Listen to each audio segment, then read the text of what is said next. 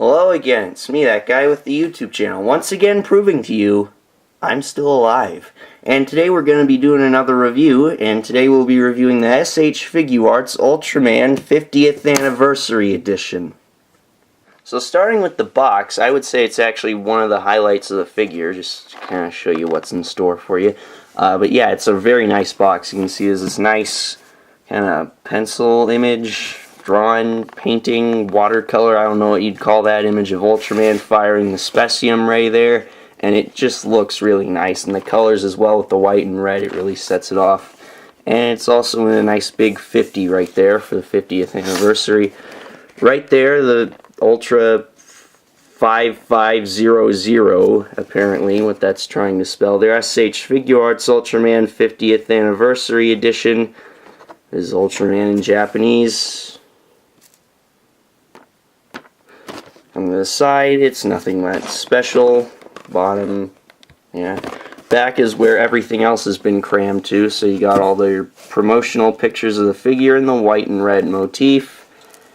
Note that the Ultra Barrier, or Rebound Ray, or whatever that is yellow at the bottom. Take note of that for later. There will be a quiz. And yeah, it's overall pretty simple, but one thing I want to point out is that the box actually opens up like a model kit box, and the lid reveals this very nice drawing of Ultraman, which it looks as if you could remove it because it is actually a separate flap. It's actually a separate flap, which you'd think you could remove and it would be a really nice touch on Tamashi's part, but you can't because it's actually folded along up there. So you could just run along there with an X-Acto knife if you wanted to take that off, but I'm not going to do that because I don't have space to put that anywhere. So starting with detail, it is actually pretty good, and where this figure tries to go for a much more suit accurate approach overall, whereas with the Ultra Act figures they tried to go with a generally slightly stylized look, not super stylized where you couldn't pose them with other figures, but just slightly. Meanwhile, this is full on as suit accurate as they can possibly make it with all these very obvious gray joints. But yeah, as you can see, the feet are nice. The point on the shoes I think should be a bit greater. Then again, I'm not sure if they were as pointy on the C-type suit as they were on the A and B types, but yeah. And yes, this is another Ultraman figure based on the C-type suit. You'd think since this is Tamashi's third frickin' Ultraman, they'd actually make a B-type suit for once, but no, still only exists in prototype. And you can see the kind of ridge along his ankle there, where the actual boot has been tucked under the suit, which is a nice detail. The red streaks on his legs, which are a little bit sloppy, as you can see right there. That will be a reoccurring theme with this figure. Yeah, knees, they look alright.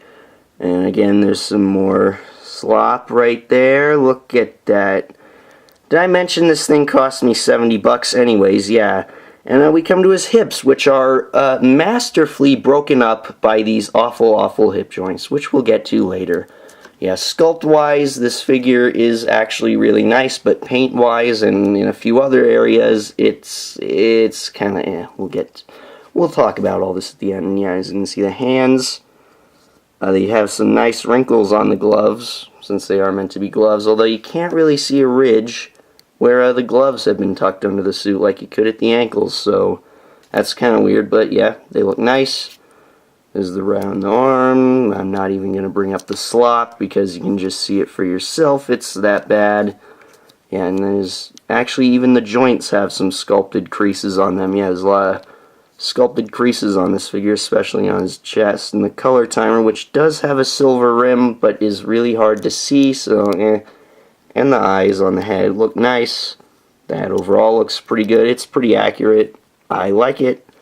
And then going down his back, they actually sculpted the zipper spine thing, actually kind of wavy, unlike the Ultrax. So overall detail on this figure, it's simple, like any Ultraman figure would be, although paint apps are a little bit lacking, I will not lie. So for articulation, starting with the head, he can look up about that much, down about that much, and move all around. There's a ball joint at the base of the neck, And there's also a hinge at the upper part of the neck and a swivel, so you can look side to side. And you can take it off since it is meant to be swapped out with an alternate head that comes with Zophie. Shoulders get about the same range of an Ultract, but much creakier. They move out about 90 degrees. There's a swivel at the bicep, which, just like an Ultract, is cut at an angle. You'd think for a figure that needs to get a very specific pose with his hands crossed together, they would not cut the bicep at an angle, because it's a little detrimental to the pose, but whatever. Elbows get a little over 90 degrees. It's, if I pull out an Ultract,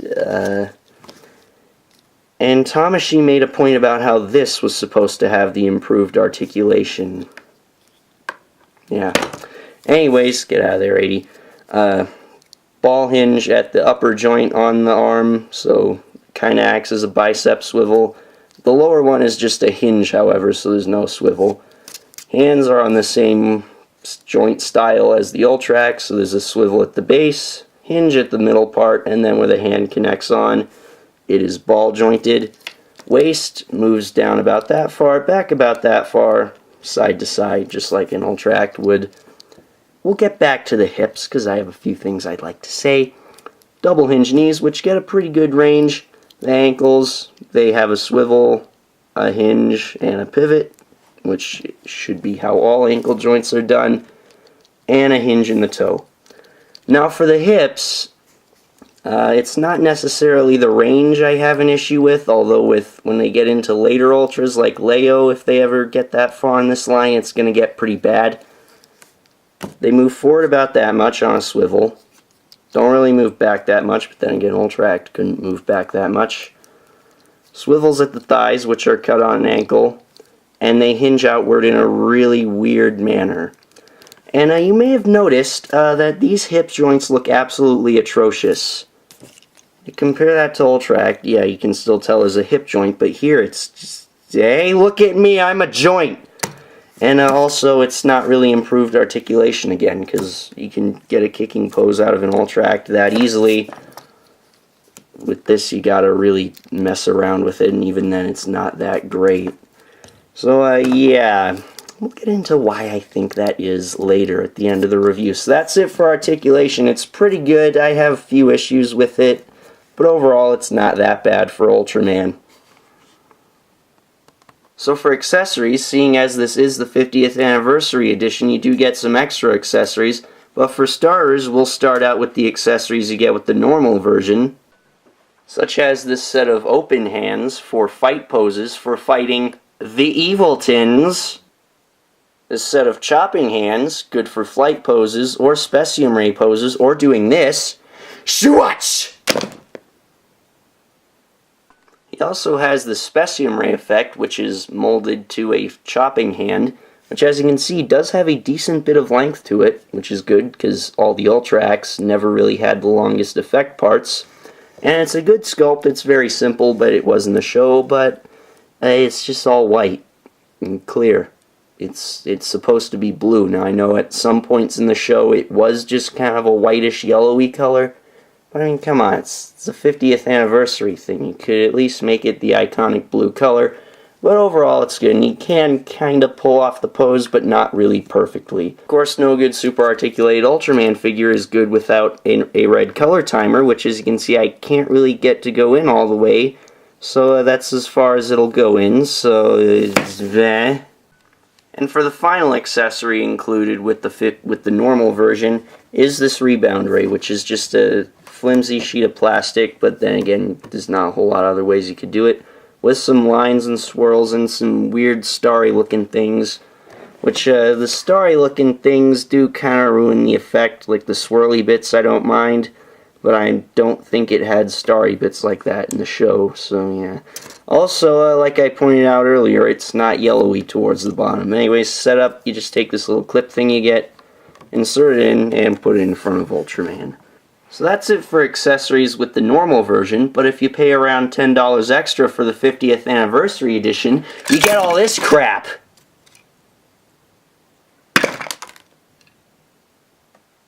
So for starters, we get an extra set of hands, which are more open and cupped, which I'll explain what these are for later. Great job cutting the sprues off there, guys. You also get a Tamashii Act building set, which is just like their other building sets, but in these tan and brown colors, which, as you can see, all of them do have a nice sculpt and actually really do fit the time in which Ultraman was made, and they're really nice little accessories, but they're really limited on paint, so stuff like this could use a little extra paint, because what buildings have brown windows? But overall, that's just a minor complaint. I really like these buildings. They're nice. There's another one. Again, they look nice. And this one as well. Another thing I should point out is that all of them, you can pop a certain point on the top off. So if you want to, you can plug in a Tamashii stand. But also in an Act 4, 5, whatever building set, you get these. And you also get a road plate. And to set this up, you just take I think it's about there. Yeah, you just set it up like that. And you're supposed to have these little things pegged along here and here. But this thing stays together just fine as it is. And you're supposed to take these pegs, plug them into the building, and then plug the building in. But that really limits the way you can put it, so I'd say just ignore the pegs, put the buildings wherever you want. Also, I lost 2 of them when filming that, so that's always great. Another accessory that you get exclusively with the 50th anniversary edition, which was kind of a drawing point for me to get this version, was this little Baltan ship here, which I really like. It's really accurate to the show, even though you can't really mess something this simple up. You got the windows along the side, the top is all smooth, the bottom you got this sunburst blue thing with the cone bit, which in Ultra Q, when they used this as the Cicada Man ship, it opened up and shot a laser out. So that means not only is this a Baltan ship, but it's also the Cicada Man ship. But if you flip it over, put it on the ground, it's Alien Mephiles' ship. Subaraya, you lazy bastard. Anyways, what you're actually meant to do with this is take Ultraman with these hands, which I pointed out earlier, and these hands are meant to grab onto the Baltan ship, which is really nice, because that's something I've really been wanting to recreate ever since I first saw that episode when I was like 10. So now I finally can, but wait, I can't.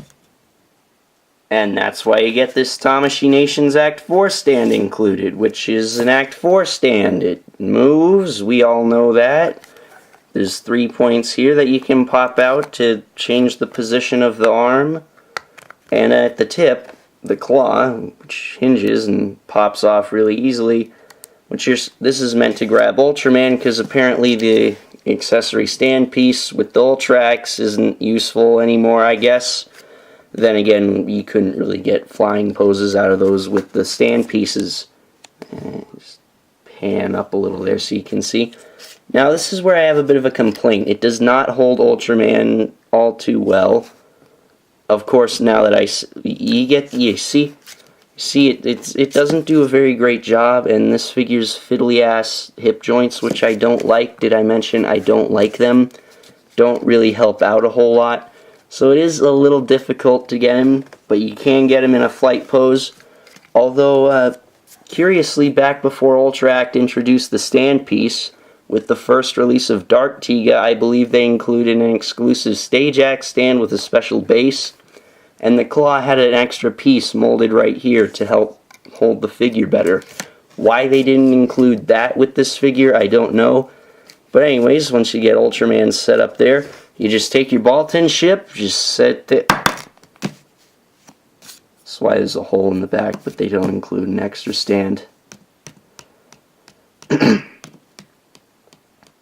So for sizing, here's Ultraman alongside the first body type for Ultra Act and the second renewal body type, which, as you can see, he is quite a bit shorter than both of them, and I don't really know how to feel about the sizing, because there's a lot of stuff this thing doesn't size up with, but yeah, you can see, just set him there, how much shorter the Figuarts is than an Ultra Act, which the Ultra Acts were kind of tall, but if I was going to have them sized down, I wouldn't have them sized down this much, maybe like that much smaller. Because yeah, you can't pose Ultra Acts and Figuarts together. You can with the Kaiju, because I don't think those look too bad, but Ultras, yeah, you can kind of make it work, especially if you're doing like a perspective thing, or if you just want to ignore the size. Yeah. Although technically, with Leo and Ultraman, that does work, because if you're going size accuracy, he's 40 meters, Leo's 52, so it won't be too bad, but it's not aesthetically good looking. Here's Ultraman alongside a couple of non-Ultra Act Ultra heroes. Here is Ultraman with a few undersized Ultra monsters. I find it quite funny that King of Monsters is still out of scale. Here is Ultraman alongside a Showa Godzilla and a Revoltech Baragon. Here is Ultraman alongside a fairly common Godzilla figure from the S.H. Monster Arts line. I know a lot of you have. And here he is alongside a figure so common that if you do not own this figure or even know what it is, I have no idea how you even know what Ultraman is. So for this next sizing, which is pretty much an absolute no-brainer since this is the only original Ultraman kaiju I have, here's Ultraman with Woo. This is the Bandai 2000 Ultra Series Woo, which it's alright. Woo is a little bit out of scale compared to other Ultras, but Ultraman is way shorter than he needs to be, and proportionally, I think Ultraman's a little too small. So this does work, but the Ultra Act would probably work a little bit better with Woo. Actually, no, it wouldn't, because that's a little too tall. So Woo has no Ultraman figure to work with size-wise, but it doesn't matter because this is the greatest figure of all time and there's no denying that. Next, here is that most important of sizings. Here is Ultraman with Miklos, but don't worry, for those of you who don't have Miklos, here he is with Miklos. So overall, this figure, while it has a lot of good things going for it, especially the 50th anniversary edition with all the nice extra accessories, overall, it's kind of a letdown, just with all the problems I have with like the articulation, paint apps, quality control, which I did not bring up in this video for a reason. It's kind of bad.